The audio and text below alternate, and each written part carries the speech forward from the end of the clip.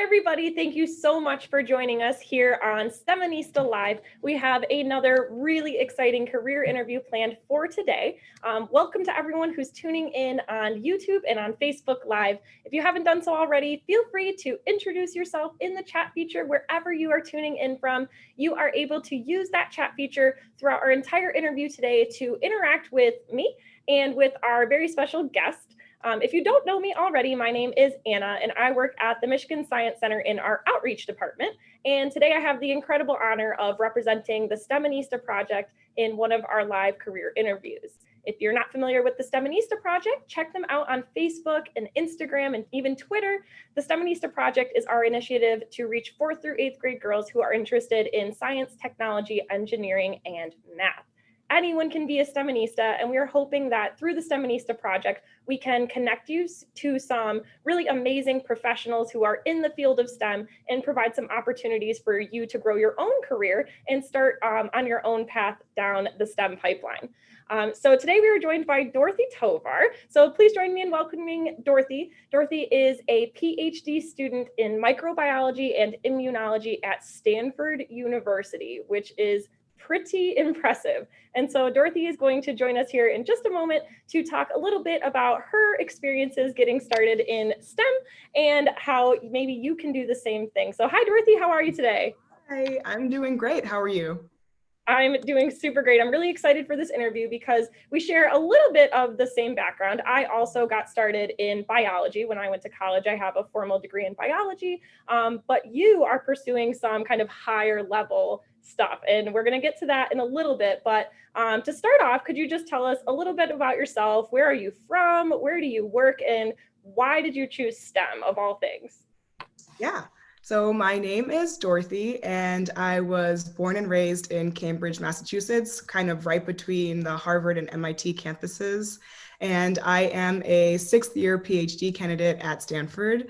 My STEM spark kind of started when I was a kid. I was always really curious about the world around me. But I would say like the real moment for me was when I was visiting my grandma in Haiti and had a real close personal brush with infectious diseases. And I think that outrage and curiosity definitely got me interested in STEM in the long term. That's a pretty unique experience. I can't say that my intro to STEM was really the same thing. So were you visiting Haiti, or could you tell us a little bit more about that kind of brush with infectious disease? Because that sounds scary. It sounds like it should have deterred you, but instead it inspired you. Yeah, I was definitely mortified at the moment. I was staying with my grandma in Haiti for about a year when I was maybe 6. And while I was there, I discovered that I was infected with a tapeworm and just lost my mind entirely and like ran over to her and was like, I need to go to the emergency room ASAP, like take me now. And she was super calm, like went into the kitchen, made some concoction, came out, gave it to me, and that like resolved the infection. And I think that moment, maybe not in my 6-year-old mind, but as I continued to think about it, kind of created, first of all, just a fascination, outrage, curiosity that another organism could just decide to live in me and do that. And then also, I think it really instilled in me a deep passion for global health equity and thinking about the fact that just living in Haiti for a year exposed me to a disease that I'd really never even heard of in the States.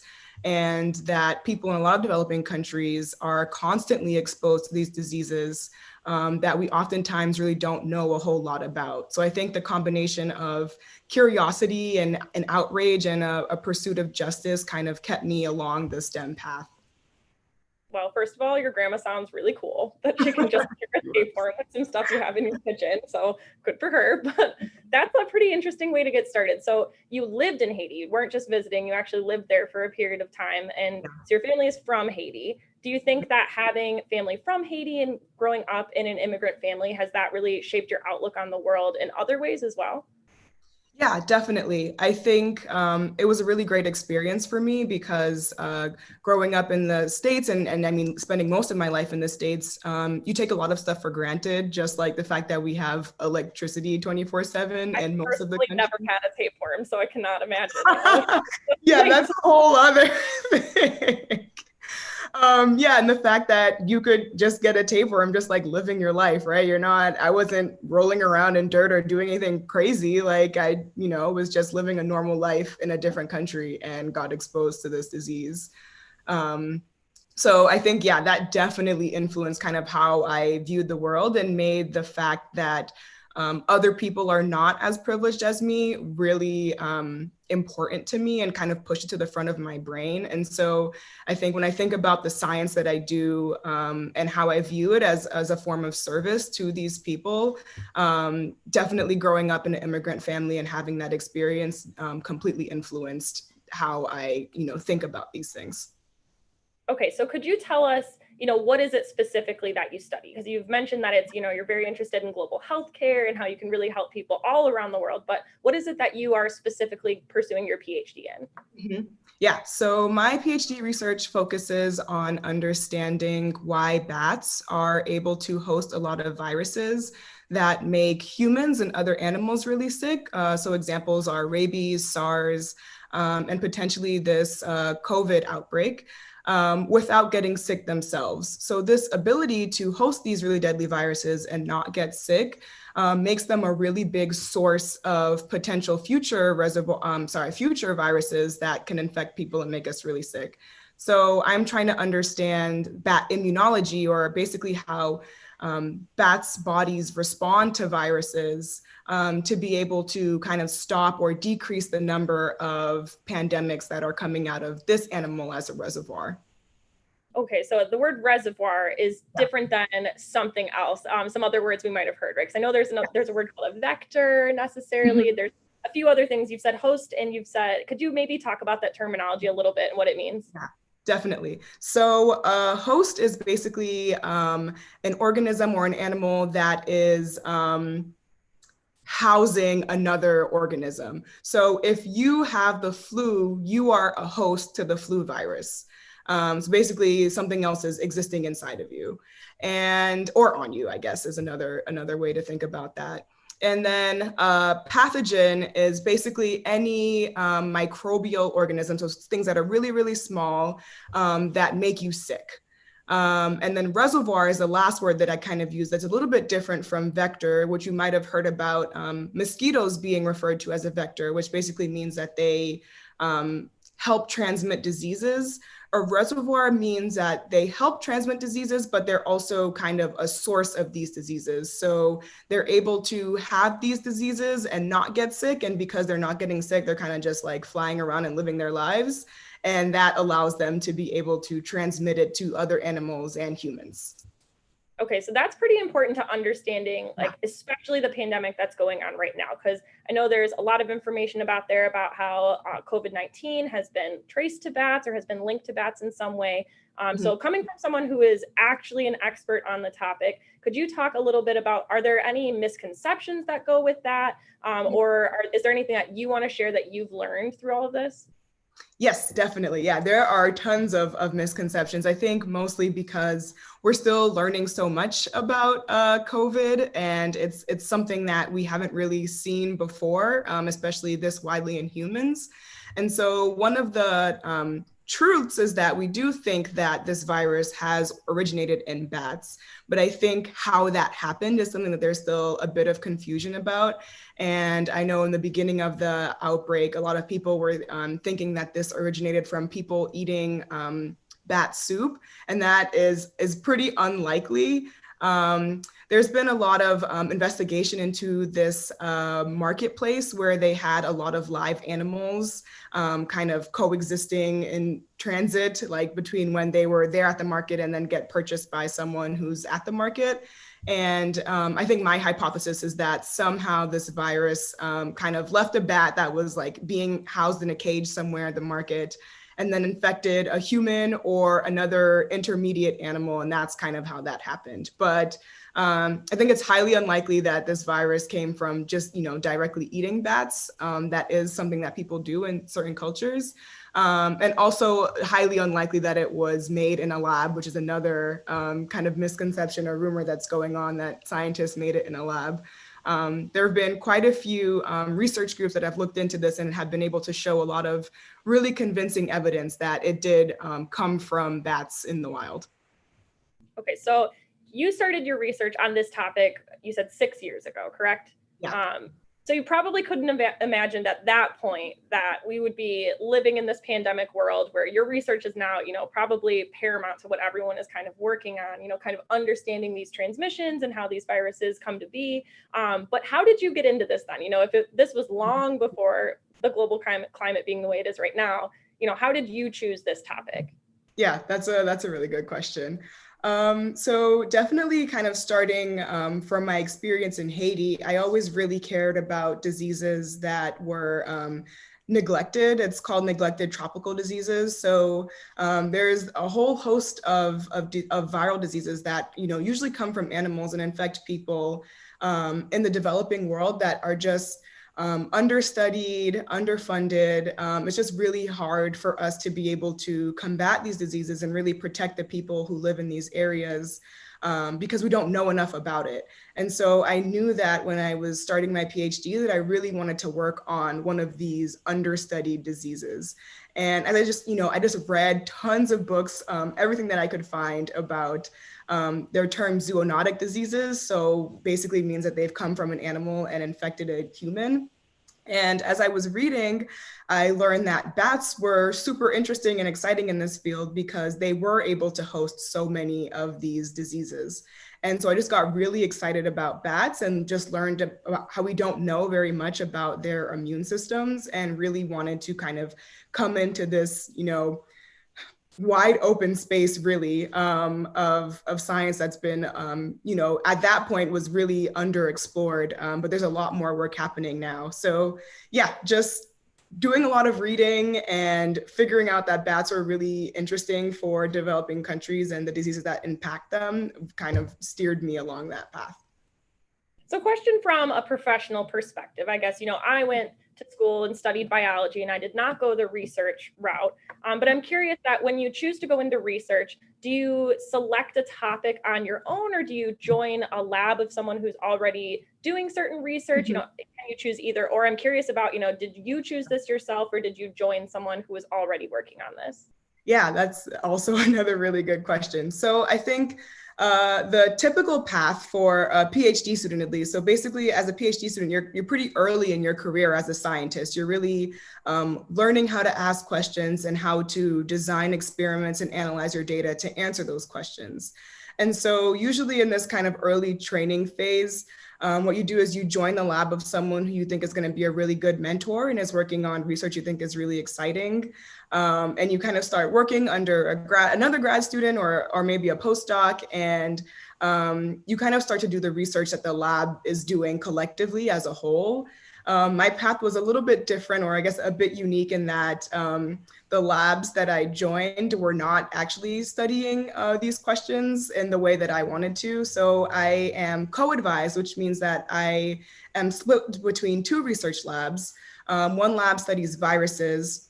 Another lab studies ecology and evolution and tries to understand how animals are diverse over space and time effectively. And so what I did was combine these two labs to start my own project looking at bats and really incorporating aspects of both virology, so thinking about viruses and how they interact with immune systems, and also then adding the layer of bats as these really unique organisms and thinking about the fact that they can hibernate and the fact that they can fly and how that's also impacting their immune responses to these viruses as well, trying to get like a more holistic view of what's going on in the bats. So that's really interesting because I've not really heard of that before. I've definitely heard of the more common route of joining a lab and kind of starting off in research underneath someone else's guidance. But, was it hard to kind of choose this path or, did you face any challenges when you were trying to choose this for yourself? Did anyone try to steer you in an opposite direction? Yeah, I think it can be challenging to be mentored by two people just because you kind of have to coordinate different mentorship styles. And also with starting a project that is like no one's real expertise, like my advisors aren't the experts and I'm not an expert. There's a lot of trial and error, and just, even just getting the tools that I need to do my research was a challenge. I had to do a lot of networking and talking to a lot of other bat experts and, convincing them to share bat cells with me, and other different tools that I can now use in the lab to do my research. But in the beginning, it was definitely a huge learning curve of just how do we establish ourselves in this field to begin with? And then how can I get the resources that I need to ask and answer these questions? That is really cool. So you've mentioned this a couple times now, having a mentor and finding a mentor. Has mentorship always been important in your career path?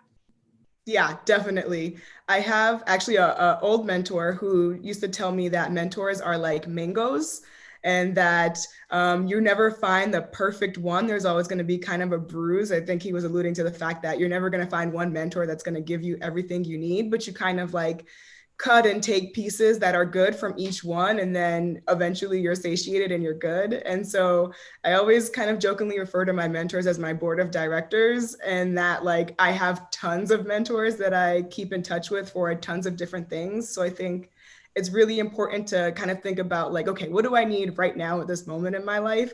And then trying to find and reach out to a person who can provide that for you. And it might not be someone that you would think about immediately, like a teacher. It might be an aunt, it might be a friend of a friend.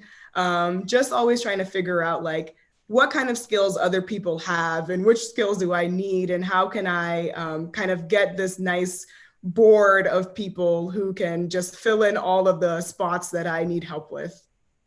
So if you're giving advice to someone who's seeking a mentor, they're clearly not just going to fall into your lap. I mean, I know sometimes they do, and that would be obviously the best route. But what advice would you give to someone who's looking for a mentor in something they're interested in? Yeah, it feels awkward for the first couple of times, especially if you like have to say like, oh, will you be my mentor? Like that might not feel authentic to you. I think what has been helpful for me and how I've kind of not like tricked people into being my mentor, but like have just kind of, cozied in, is just like asking lots of questions.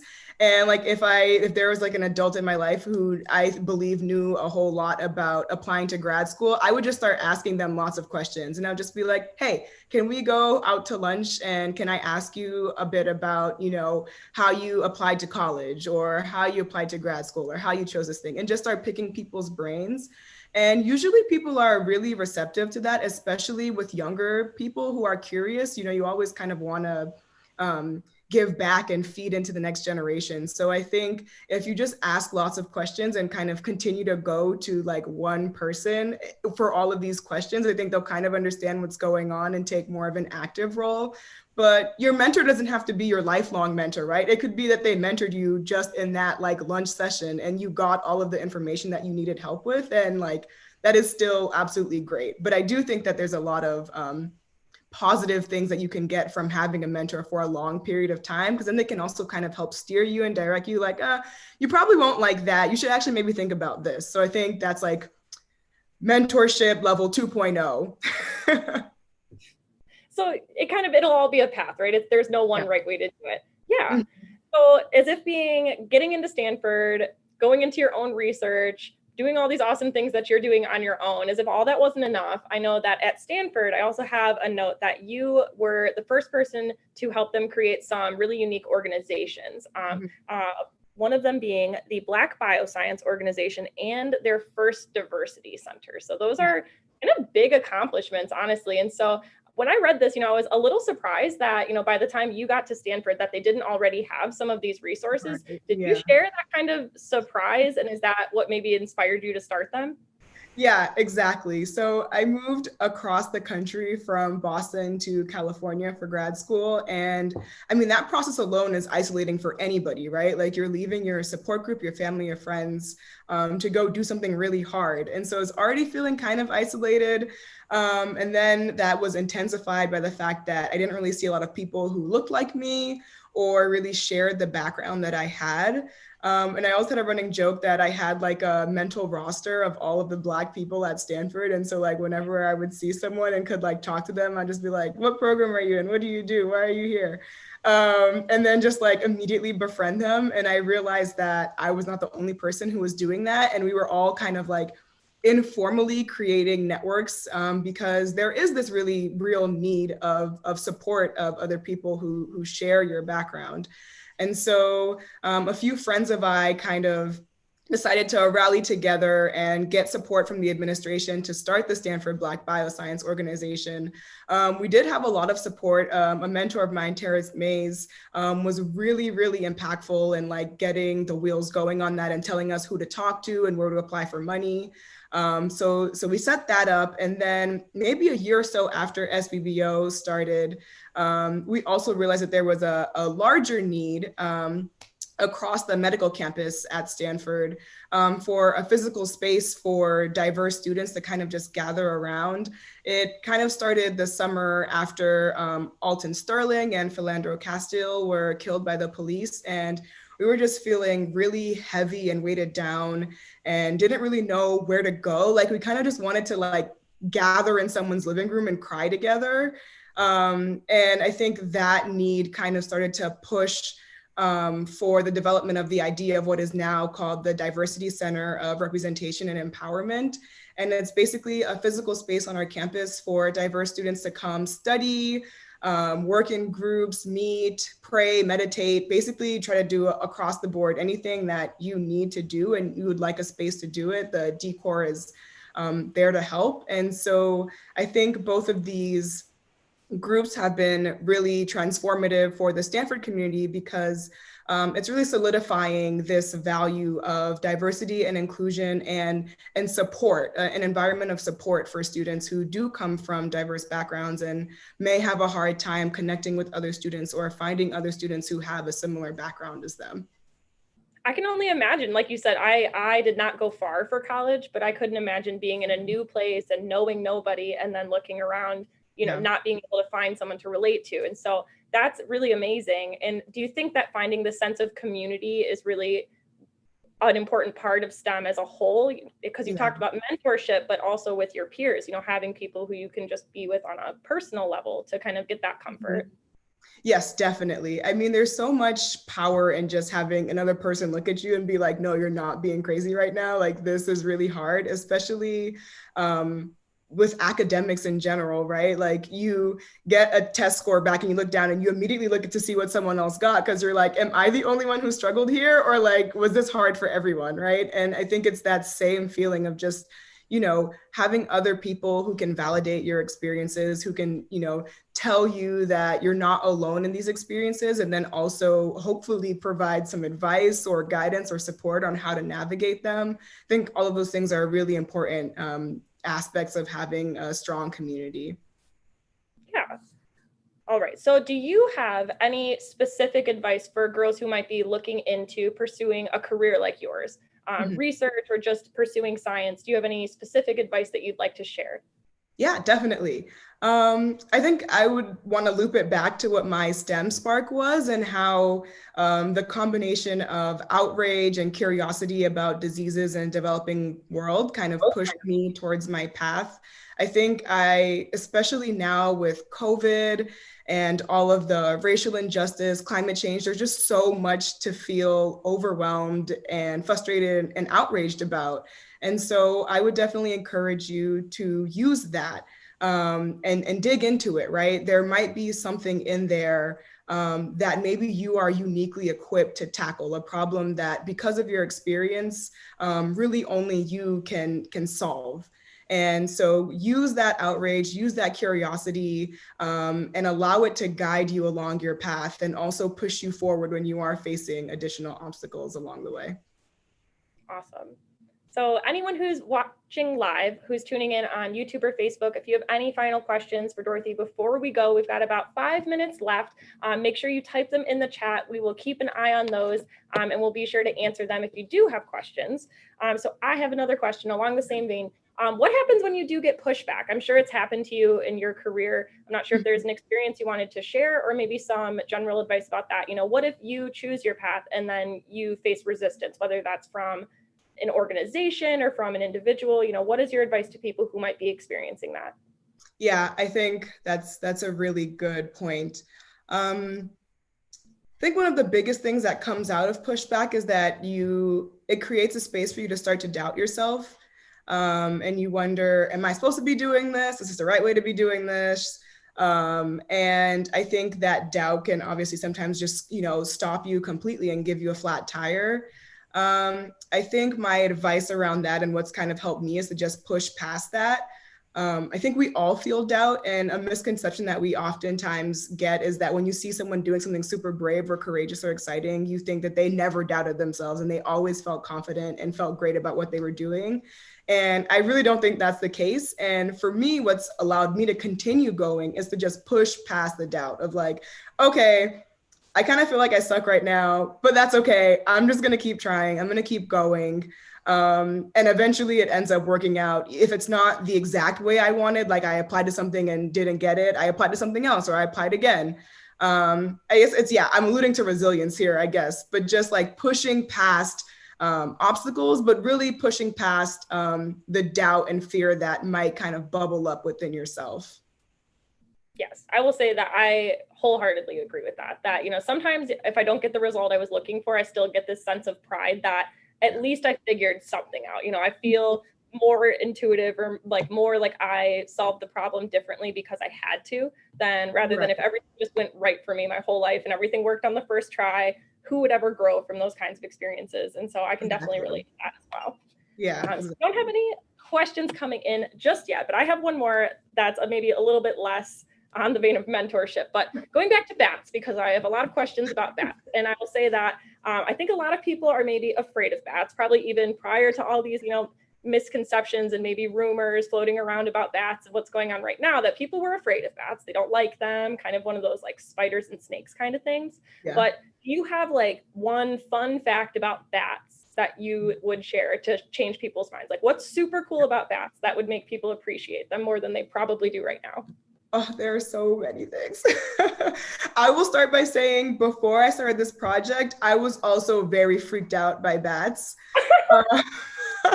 Just a full disclosure, I was not like super into nature before grad school, you would not find me hugged up on a bat. So like, if I have been converted, I think there's hope for everyone. First of all, bats are actually pretty cute.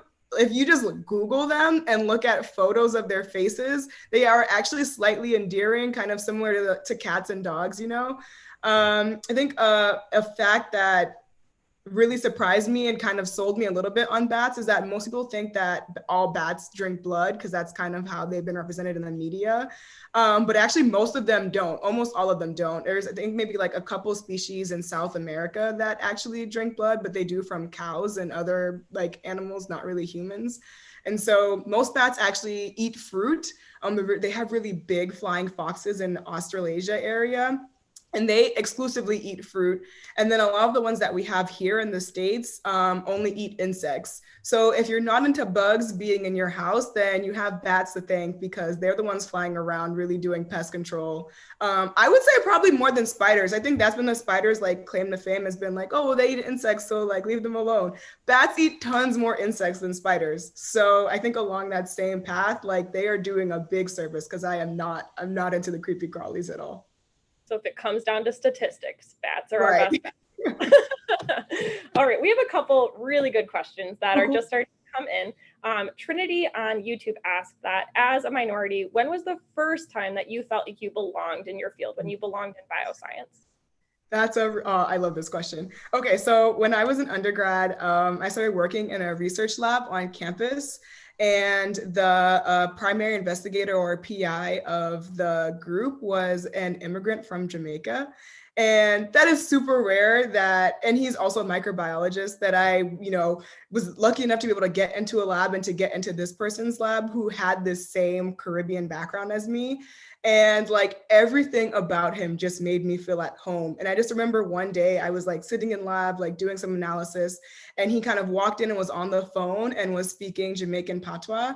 And I just like turned around and never thought of like overlap of those things of like being in a scientific space and hearing like a Caribbean language at the same time. And I think in that moment, I felt like, oh, okay, like if he can do this, I can totally do this. And it's okay for him to be entirely himself and for me to be entirely myself while still occupying spaces in STEM. I think it's really easy for us to feel like we have to hide or mask parts of ourselves to feel like we're going to be accepted in these spaces. And I think having him as a mentor really helped me realize that there's nothing wrong with our backgrounds. And I think if anything, add an additional layer of context that a lot of other people might not have.